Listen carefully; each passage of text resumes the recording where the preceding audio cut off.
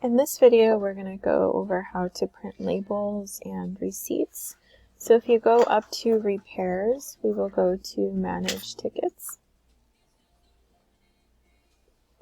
Go to the ticket that you'd like to print one for. Here in the Actions button, you will see a couple different things pop up. So in this case, we want a label, so we will select Ticket Label. And this is what we want to print. So select Print Label. And then from your printer's option, you're going to select which label or printer or whatever it's going to print from. And then select Print. The same thing for printing a receipt.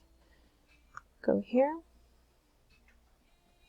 And then you can either print an invoice, which is a large paper 8x11, or print a thermal receipt, which is from your printer, receipt printer, I'm sorry.